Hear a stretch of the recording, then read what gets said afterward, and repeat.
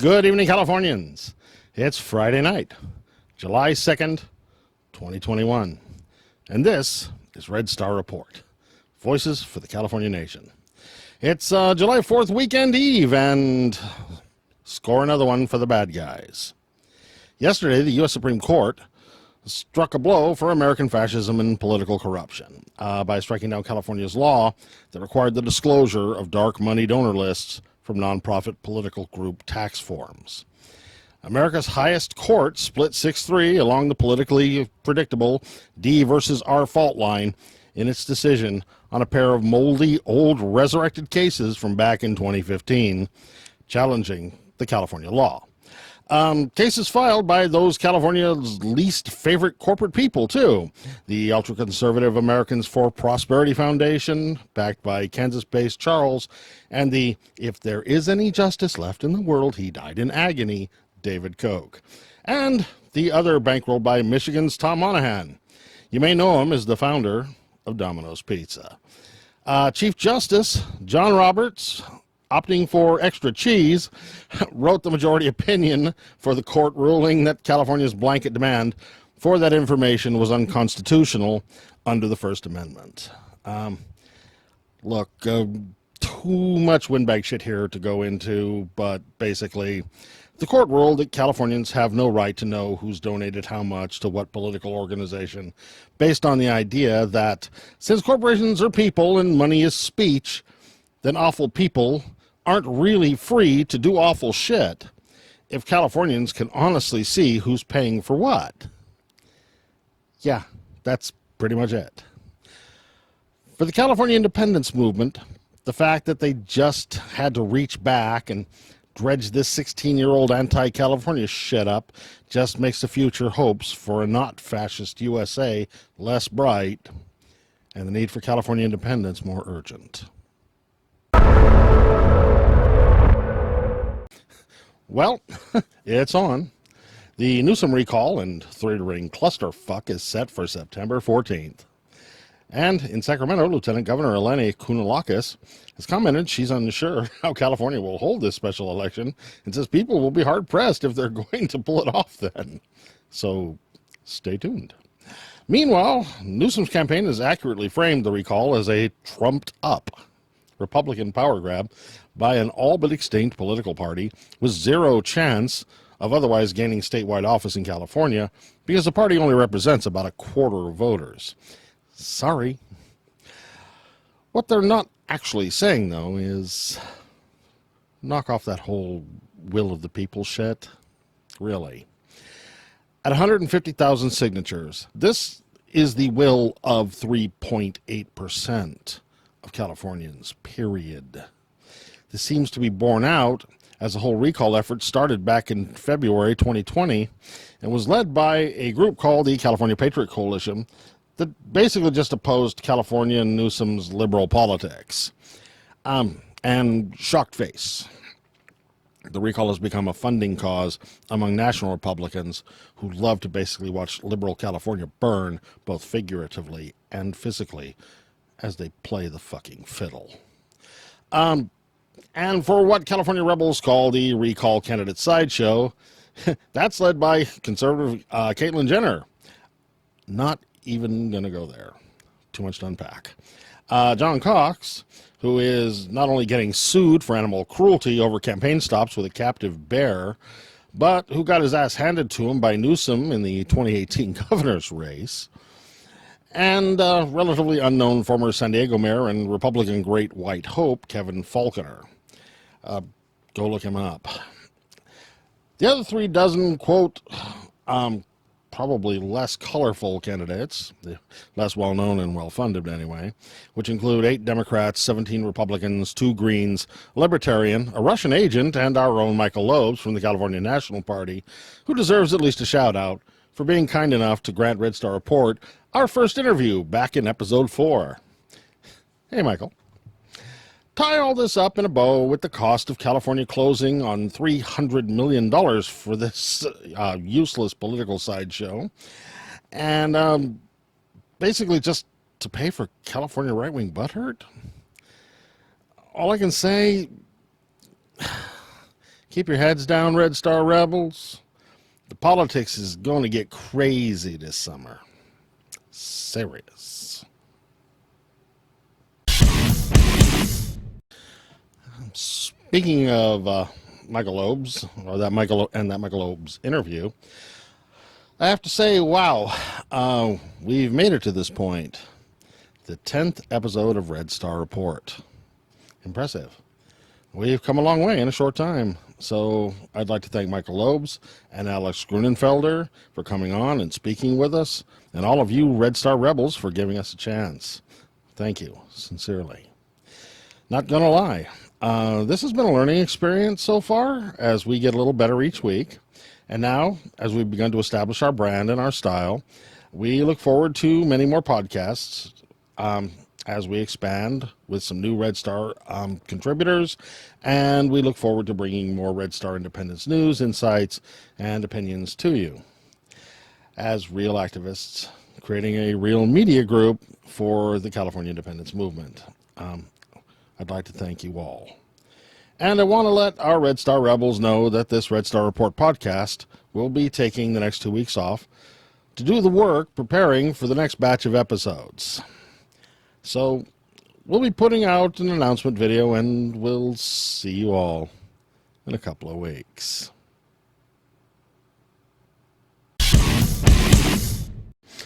Oh, one more thing.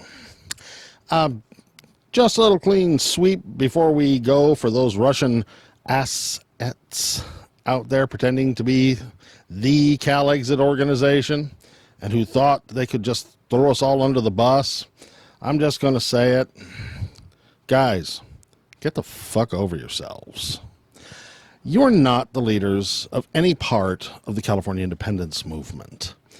You prove nobody can trust or follow you the moment you chose Russian influence over California independence and your personal egos over California's future. Face it, if you were honestly dedicated to California's freedom, you'd have closed the doors on your organization in 2018 when your failures and your foreign involvements split and then nearly destroyed the movement the first time. And then you did it again. And that's all on you. So, what? Desperate to be in charge? But we know you're not really the ones in charge, are you? What is the exchange rate for rubles? Really? Doesn't matter. For my part, I have always been honest with you. I told you I wasn't smooth or forgiving at our first sit down in Hollywood, if you remember. Now you're upset because the entire real grassroots, actual California independence movement, and I guess me in particular, haven't gone away. You had the nerve to even call me a bad person. Well, spoiler alert. Red Star Report is not going away. In fact, Red Star Report is growing. We're getting bigger, broader, badder, and better at what we do all the time. Red Star Report is built by activists. And you need to know, confrontation with those people and organizations that would damage the efforts being made by the California independence movement, and I mean the real one, not you guys. That's one of the things we're going to be doing here. And that's our idea of a good time. Count on it. So, see you soon. We are Red Star Report.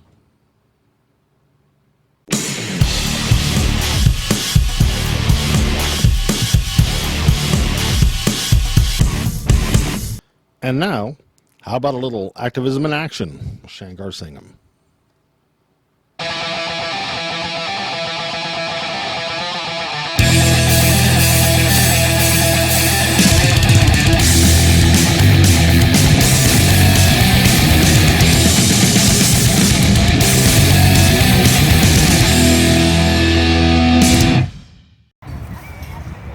How you doing, ma'am? What was your name again, ma'am? Julie Martinez. Julie Martinez.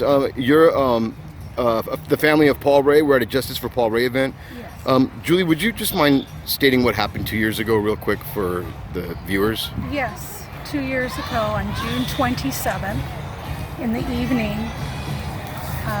Paul Ray and a friend were departing from a legal marijuana dispensary, and blocks away they were stopped and claimed that it was a routine traffic stop. Within minutes, Paul Ray was shot several times in the back, and he was shot while he was on the ground. There was never any citation given. There was never any traffic citation ever given. And the deputy's name is Deputy Saavedra, who it has been alleged that throughout the community that he was a part of the Bandidos gang, and since then it's been verified. The Bandidos gang operates like any other street gang. They run East LA Station. His moniker, Saavedra, Deputy Sheriff Saavedra's moniker is Listos, which is first to shoot. So he was caught on tape laughing after the incident, unbeknownst to him that there were several bystanders that had filmed the entire event. And it's clear that this was an execution style. It's clear that this was part of his gang membership. And we've been fighting against Sheriff Villanueva. We've attended almost every Cali County Board of Supervisor event and almost every Los Angeles Civilian Oversight Commission meeting to complain and bring attention to it. There's been several media and several journalists who have documented this, and in addition to that, the ACLU created a report which was presented to the Los Angeles County Board of Supervisors, and after viewing this, they voted unanimously, well, maybe not unanimously, but they voted with a majority to institute a thorough investigation into claims of harassment against families who have been victimized by both sheriff violence and the brutal sheriff executions that are occurring. Sheriff Villanueva continuously does PR in which he claims that crime is up and it's because of defund the sheriff or defund police. Not true. It's a national trend. Crime is up. And what Sheriff Villanueva doesn't like to mention is that homicides in East LA Station are down. In the first time in about 2 years, they're down, except for the homicides that are committed by sheriff deputies with impunity. At the beginning, Sheriff Villanueva, let's not forget, claimed the deputy gangs did not exist until there was irrefutable proof. There was, of course, the Kennedy Hall incident, and there were several whistleblowers within the sheriff department who came forward at risk to their very own life to claim it. Now he claims that they are, and he claims he cleaned it up. What he did is he fired a few of the worst gang members, sheriff, but the rest of them he redistributed them all throughout Los Angeles County. So now he's spread the gang culture throughout of it, and he's patting himself on the back for what little minor adjustments that he made. LA County Sheriff Department is a rogue police department. You ask other police departments and other agencies, they are all in agreement. LA County Sheriff is the most dangerous, dirtiest, most rogue law enforcement entity in the entire United States. They operate with impunity and they wear badges. It is taxpayer-sanctioned gang activity.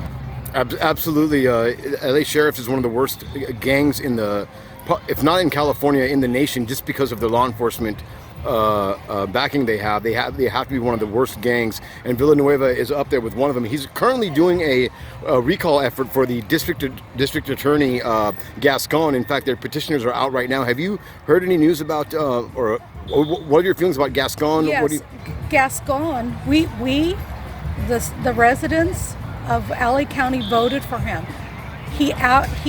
he campaigned on reform, and that's why he got overwhelming support from communities of color.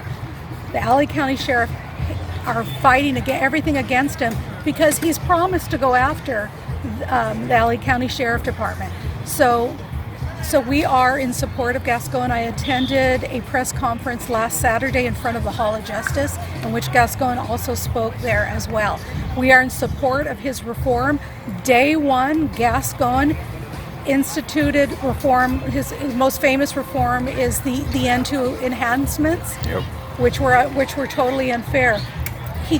Gascon campaigned on that. The citizens of LA County are in support of Gascon 150%. We totally reject the recall, and we don't think it's going to be successful anyways. I hope it's not successful. Yesterday, I was at the mall in Cerritos, and there was a petitioner out there gathering signatures for his recall, and the person had no clue who Gascon is. I don't even think he was in LA County. He's in Orange County. Absolutely. So I really feel that Gascon needs our help and our support right now more than ever, because this is purely a Republican effort. I feel it is, just from researching it, to shut down BLM, defund anything to transform, and that's why events like this are important. And who's this with you? Would you like to introduce yourself, Valerie? I'm Valerie Vargas. Oh, you gotta speak up a little bit. Valerie Vargas. Yes. Are you? Do you have a family member also? Anthony Vargas. Yeah. Right. Sure. So, well, you know what's going on. I mean, this is not an AIM event. I'm seeing the AIM flags. That's why they're just supporting. Yeah, there's AIM, there's BLM, there's the National Lawyers Guild, Sure. There's Check the Sheriff, and Central CSO. Right on. Well, cool. Collective.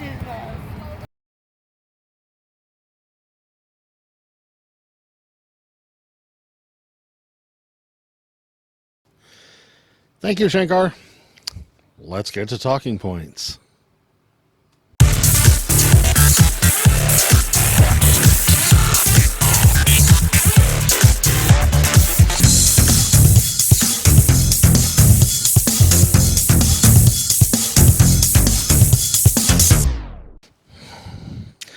This week on Talking Points, as we enter the 4th of July weekend, I find myself, as a California rebel, torn on how to feel about the holiday. I gotta tell you, I loved it as a kid. I still love the fireworks, shiny, sparkly explosions. I mean, really, what's not to love?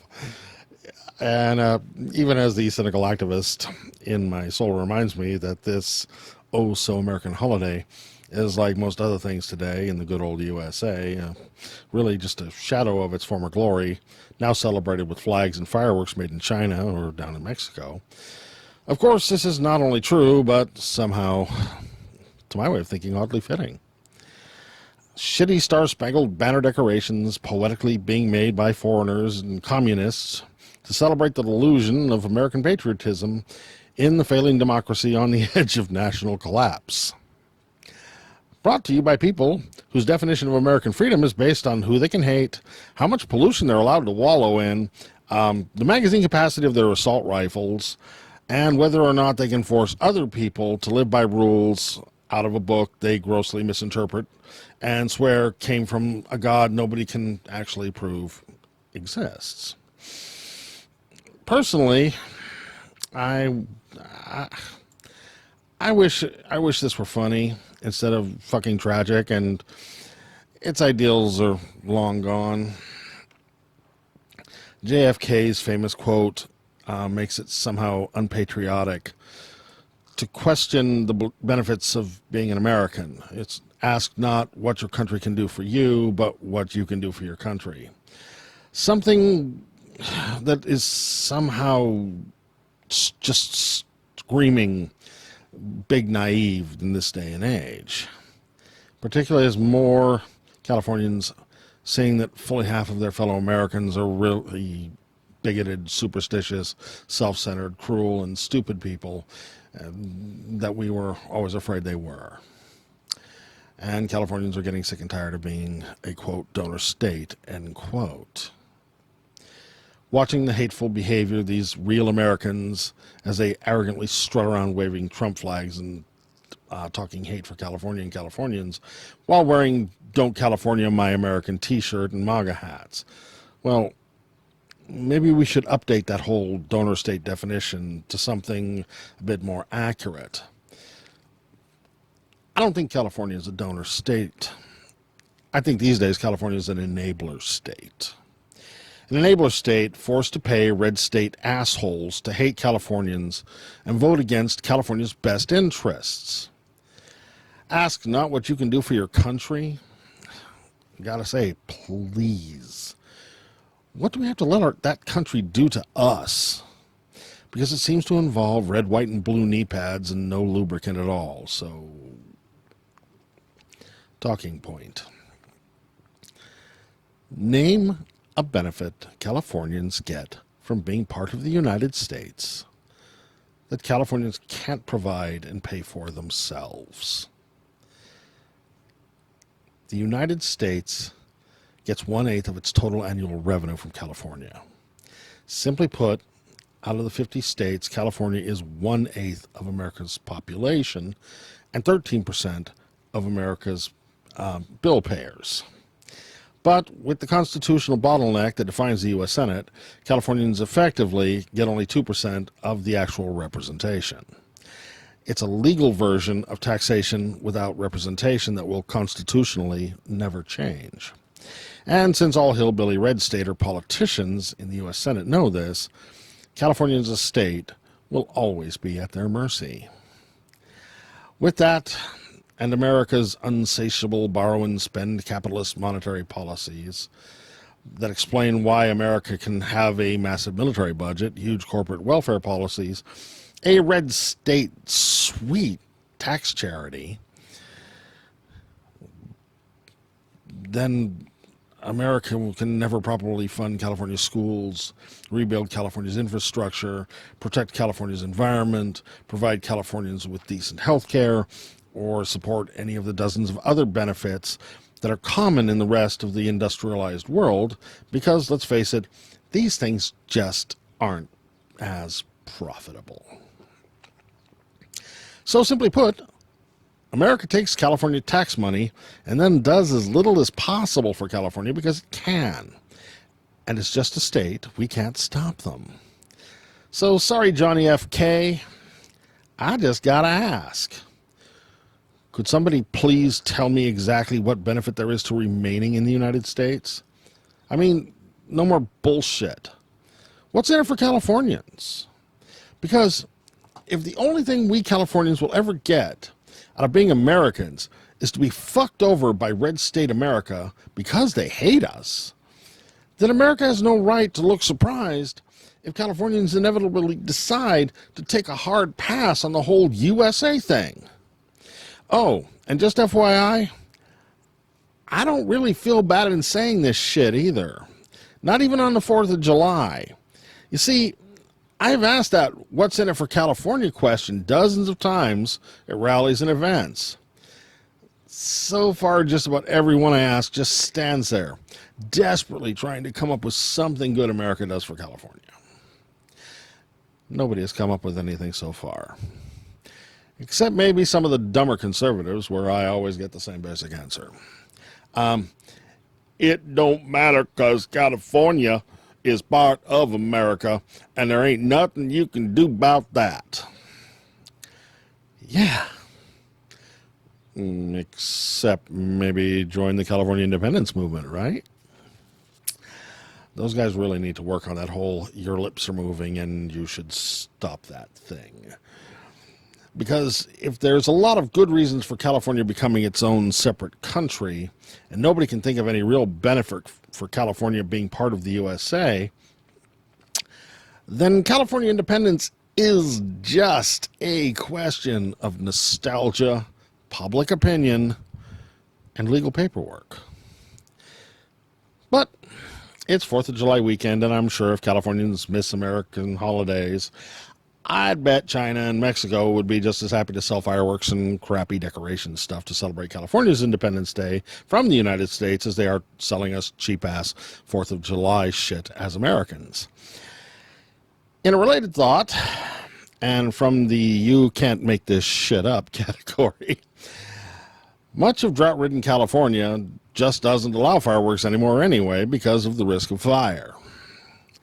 As part of that, in what's got to be one of the most poetic of American ironies, flyers have gone up around cities and towns, especially and specifically, to remind the homeless of this.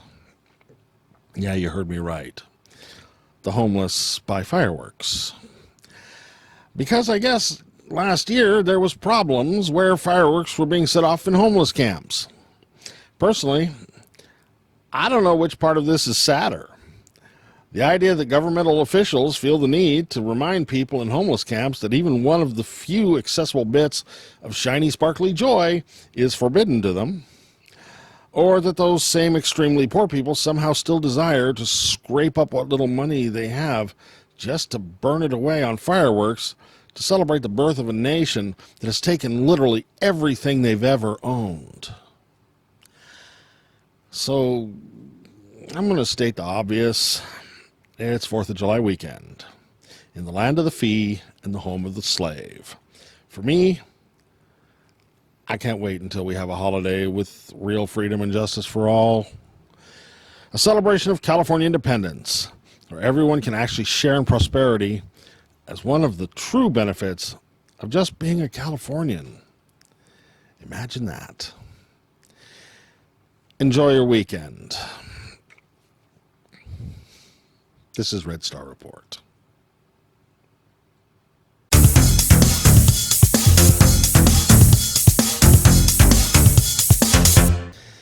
All right, that's it for this week.